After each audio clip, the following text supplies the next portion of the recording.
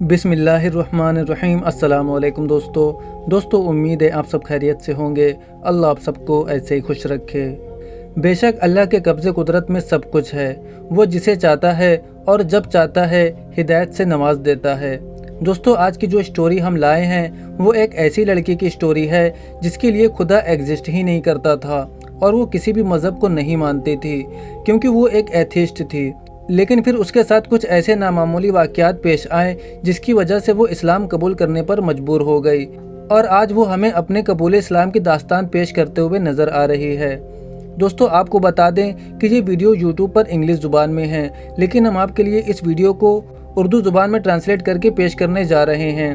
اگر آپ کو اسی طرح کی ویڈیوز دیکھنا پسند ہے تو ہمارے چینل کو سبسکرائب کر دیں اور پاس ہی میں بنے بیل آئیکن کو بھی دبا دیں تاکہ ہماری آنے والی ویڈیوز کی نوٹیفیکیشن آپ کو سب سے پہلے مل سکے۔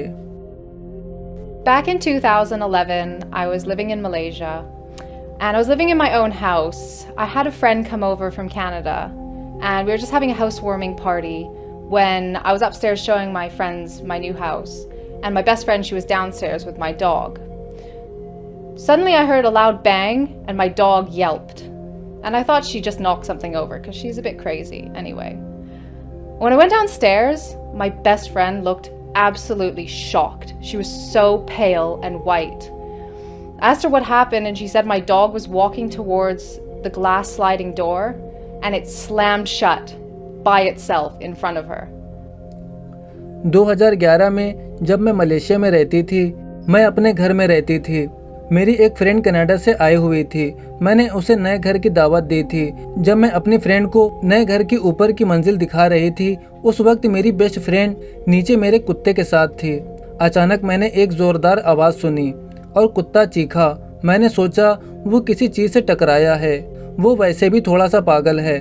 جب میں نیچے گئی، میری بیسٹ فرینڈ سکتے میں تھی، اس کا رنگ اڑا ہوا تھا۔ میرے پوچھنے پر اس نے بتایا کہ میرا کتا شیشے کی سلائڈنگ کے دروازے کی طرف جا رہا تھا، وہ اس کے سامنے خود بخود بند ہو گیا۔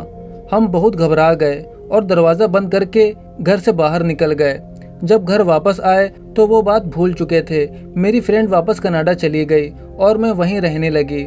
اگلے کچھ مہینوں میں گھر میں عجیب و غریب واقعات ہونے لگے، لیکن میں کچھ نہ کچھ بہانہ سوچ لیتی، جیسے جو چیز میں ایک جگہ رکھتی وہ دوسری جگہ پڑی ہوئی ملتی، اور میں خود کو تسلی دے دیتی کہ شاید میں بھول گئی ہوں گی، یا میں اپنے کمرے میں کسی چیز کے گرنے کی آواز سنتی مگر کچھ بھی نہ ہوتا۔ تقریباً 4 مہینوں بعد ایک رات میں گھر آئی اور اپنے کمرے میں گئی اور کتے کو اس کے کمرے میں چھوڑا۔ اپنے کمرے میں آئی اور سونے کی تیاری کرنے لگی۔ باہر دیکھا تو لائٹ جل رہی تھی۔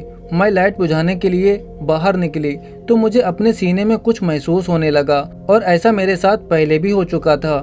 چونکہ میں ملحد تھی، میں یہ سوچتی تھی کہ شاید یہ کوئی بھوت ہے، لیکن مجھے کچھ محسوس ہوا اور آواز بھی آئی جو بے معنی تھی۔ And I noticed the light was on outside of my bedroom. So I went outside to turn it off. And when I did, I felt this feeling in my chest. And I'd had this feeling before. Because I was an atheist, I would have said like maybe it's a ghost.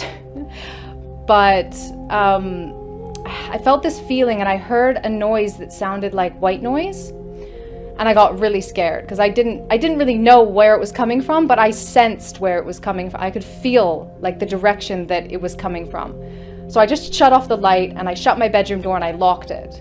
And when I turned around, something hit my door so hard. The whole door shook, and my heart literally fell out of my chest. Like, I was terrified. مجھے ڈر محسوس ہوا کیونکہ مجھے پتہ نہیں تھا یہ کہاں سے آواز آ رہی ہے، لیکن میں اسے محسوس کر سکتی تھی۔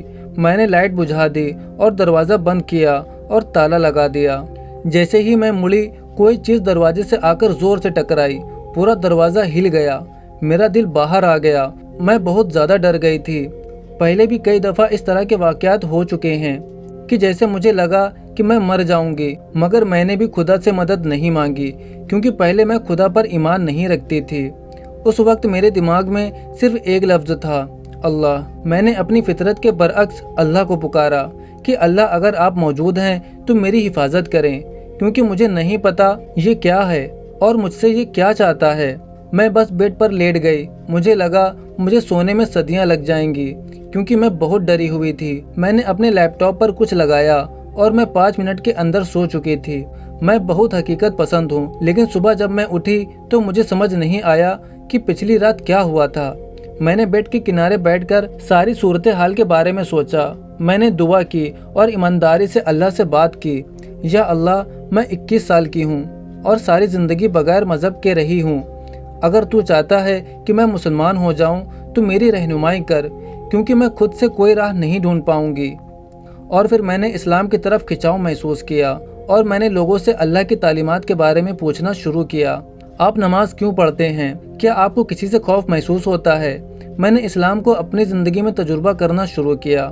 جیسے میں نے سنا کہ اللہ کو صبر پسند ہے اور اللہ چاہتا ہے ہم صبر کریں، تو میں نے بھی صبر کرنا شروع کر دیا. اب میں ٹریفک میں اگلے بندے کی وجہ سے پریشان ہونے کی بجائے صبر کرتی تو صورتحال بہتر ہونے لگتی یا مجھے بہتر محسوس ہونے لگتا. مجھے یہ محسوس ہوتا کہ اب میری لائف پازیٹیو وے میں جا رہی ہے.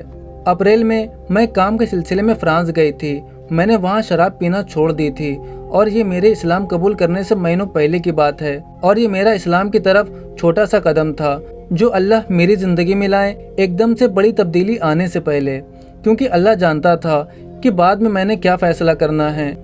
رمضان کی طرف آتے ہی میرے بہت سے مسلمان دوست سارا سال اسلام کے مطابق نہ بھی چلتے ہوں، لیکن رمضان میں وہ پابندی سے اسلامی تعلیمات پر عمل کرتے تھے.